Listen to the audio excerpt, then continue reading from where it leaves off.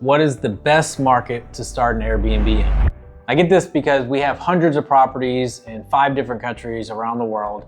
We have a lot of data, a lot of units, and that's all we do is look at Airbnbs. Now, it's not about the market as much as it is about the house.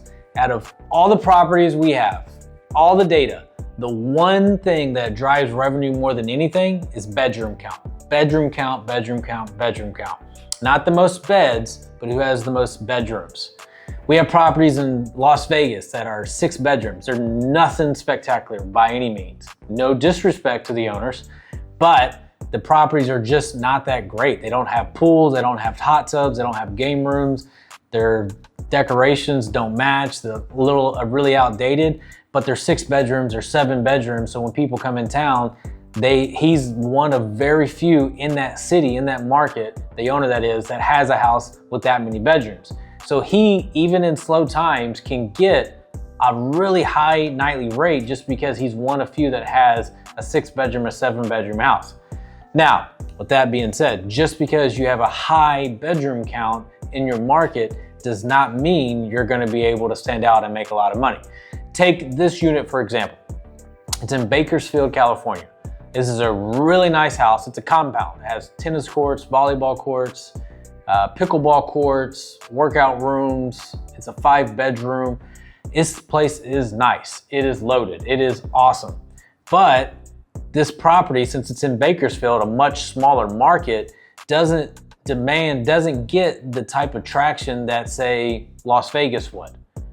If you were to put this house in Las Vegas, it would do 3 times the amount of money that it does right now. Now the problem is, if you put this house in Las Vegas, Nevada, if you just go try to buy this house in Las Vegas, this is gonna be a $3 or $4 million property because of how large it is, how popular Las Vegas is, as opposed to what this house is actually worth in Bakersfield, which is 1.4 million. It's a lot more palatable in Bakersfield. Now, with that being said, Bakersfield just does not have the traffic consistently for this property to make sense for the owner, which is why he's considering selling it and getting rid of it.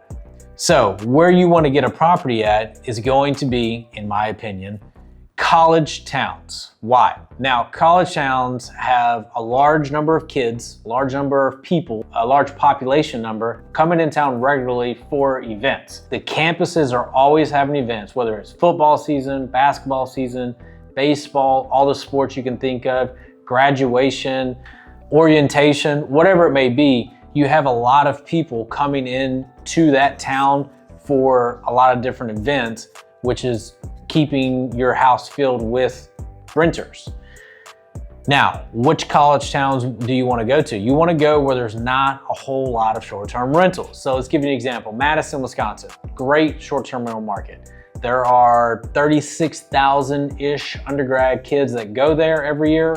It's a Big Ten school. You have big name schools that come there to play. Michigan, Ohio State, Iowa. They draw a lot of people. They have a big fan base, so whenever they go to play sports against the University of Wisconsin, they're bringing in even more people into that camp, into that town. There are not that many short-term rentals in Madison, Wisconsin. I believe it's less than 915 the last time I looked.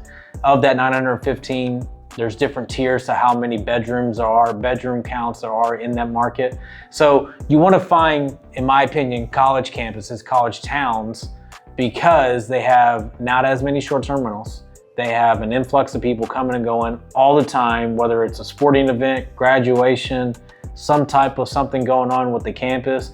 You always have people coming and going all year round. And last but most importantly, the housing cost is very inexpensive when you compare it to other major cities. So you might be asking, well, why would I not just want to go to Scottsdale, Arizona? Why would I not want to go to Austin, Texas? Great question, because everybody and their mama has already thought what you thought.